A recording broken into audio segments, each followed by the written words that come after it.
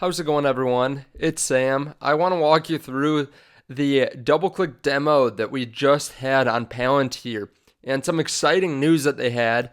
I'll play you part of the video, so I'll play that towards the end on an EV battery example that they give. So it's pretty interesting. This might be a little bit of a longer video, so if you guys don't mind just hitting the like button, I appreciate that. There is a link down there to WeBull in case you want 2 free stocks, just deposit $100. I just got to share Facebook on there actually, which is super nice. It's over $300, so definitely check that out down below if you're interested. Also, a couple other links down there in case you're interested in cryptocurrency to get an interest rate on your crypto. You can check out BlockFi. They're also giving a bonus.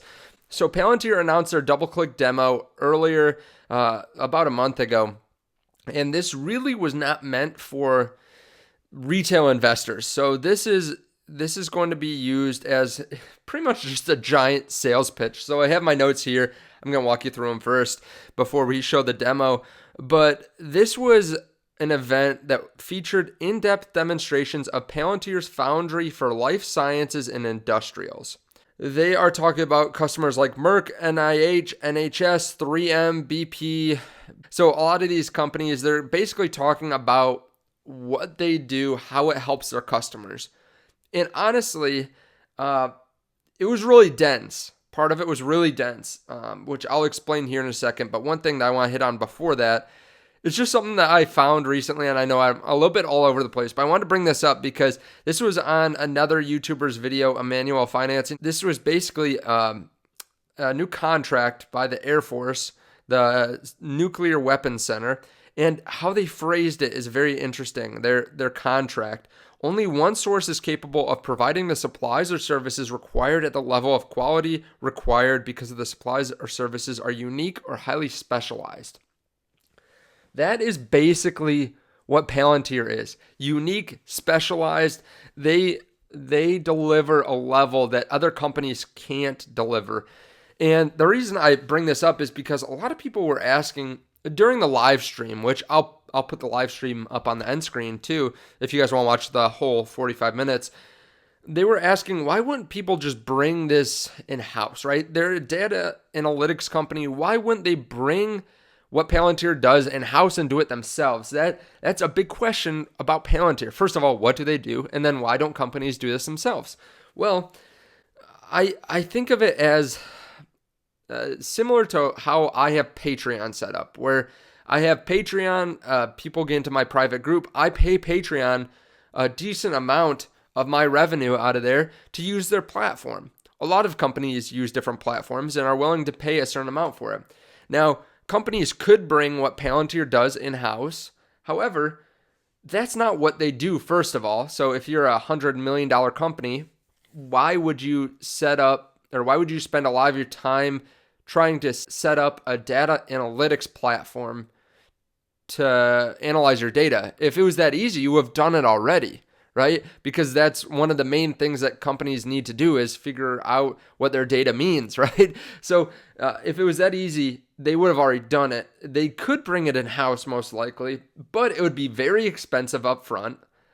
It would take a good amount of time, and it wouldn't be as good as what Palantir already has set up. You have to remember, time is money.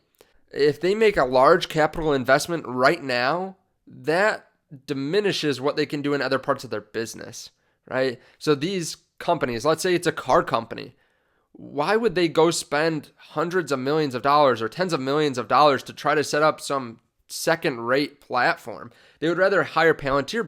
They might have 5, 10, 15 years before that cost savings saves them any money. They might be looking shorter term than that. The amount of money that they could spend might be better spent somewhere else. So that's kind of how I think about it. Like, I could set up my own platform that would replace Patreon so I don't have to pay the fees to Patreon, but that would take a lot of time. That would take a lot of effort. That would take a lot of brain power. That would take a lot of money, and it wouldn't pay off until years down the line, most likely. Now, going through their actual 2-click demo or double-click demo, it was, again, for professionals, not for retail investors. Basically, how it was set up was a lot of employees and customers giving 1 to 3 minute explanations of what Palantir does and how it helps their business. Now, they did bring up an interesting pitch towards the end, which was on industrials, which I'll play here in a second, but it was kind of interesting because they brought up EV batteries. And I think it made it a lot easier for people to understand versus some of the other stuff that they were discussing, because a lot of the other stuff that they're discussing was really hard to understand because of the jargon used. A lot of people in the industries would probably understand what they mean, and a lot of people in the comments were saying, or in the chat were saying, that this is game changing, and they are in the industries that they're talking about. However, as someone from the outside, it's much harder to understand. So they were talking about supply chain, and they made it really easy to understand. Now, looking at the stock price before we actually go into the demo, it is down a little bit. It's a little bit of that sell the news type scenario. But again, I kind of expected this. This is more of a long-term play. You can't bank on Palantir going up to $35 by summer or anything like that. If you're interested in Palantir, it's definitely something that you're in for a while, or you should be in for a while most likely, because it is a company that is going to grow years down the line. So that's just something that I wanted to hit on too. So now I'll show you a little part of their demo. Now it might sound a little bit tinny because I am playing it from my computer into the microphone because I can't download it. I don't believe their playback is out yet where they have their original audio. So I apologize if it sounds a little bit tin-like. But we'll do our best here, and I'll just show you what they have on the EV sector here. Now that I've deployed the supply chain archetype, let's zoom in on one small piece of the supply chain, managing spare parts for electric vehicle batteries. Suppliers supply parts that are held in warehouses across the country to meet the demands of dealers, customers, and plants. Let's take this simplified view and show you what's actually happening. Behind the scenes, Foundry has taken that underlying complexity of the supply chain, interactivity between millions of different nodes, and built a digital twin that models these interactions and allows us to see how changes affect the system as a whole. Turning that impossible complexity into a manageable asset is the real differentiated aspect of Foundry, and I can now use it to drive intelligent decisions on an integrated and up-to-date understanding of supply, demand, and logistics across my global network. So, for example, as a logistic manager of spare parts, I'm using this part of the supply chain archetype to forecast network health and respond to unexpected shocks to the system. So, our network health is healthy today, but as time goes by, you can see some of these nodes start to turn red, highlighting upcoming issues. So, I'm monitoring potential back orders on our spare parts down here, but we can actually easily update the properties I want to monitor in just a few clicks. So, tracing in costs, quality, on-time performance, and CO2 emissions in one place. Great, so once I've defined my risks in this holistic view, the personalized inbox gives me early warning of potential issues I'll need to resolve, from responding to the everyday disruptions such as low inventory or late deliveries, to actually flagging potential bottlenecks in the system. So I'm selecting the highest priority alerts, and I can see I have 11 days before the Southeast Distribution Centre has a back order of high voltage connectors. This is a critical component related to the battery of my electric vehicle line. So if I don't react now, my back order situation could quickly escalate, leaving sales orders unfulfilled and customers without working batteries. Okay, so let's take a little closer look at what's going on here. So integration with advanced shipping notices show me that the incoming supplier order has been delayed. And I can see there's a few places causing an increase in upcoming demand. So firstly, real-time feedback from vehicle sensors analyzed with recent sales records and historical trends showing that there's an increase in expected regular customer demand. Plus, there are two open technical campaigns for this component raised by the quality department. So actually what's critical here is that it's the combination of these different pieces in the network that's causing this disruption. So whereas previously I would have to manually gather these data from across the business, now Foundry proactively connects the dots for me to help me identify these issues much sooner. Okay, so now I have a holistic understanding of the situation. Let's remediate the problem. So in one place, I have visibility to all the actions I can take to resolve this backlog, and at the same time, a clear understanding of the impact this will have on my business. So I can create orders, modify existing orders, or even scan through potentially hundreds of plants and warehouses to see if I can reallocate my stock within my network.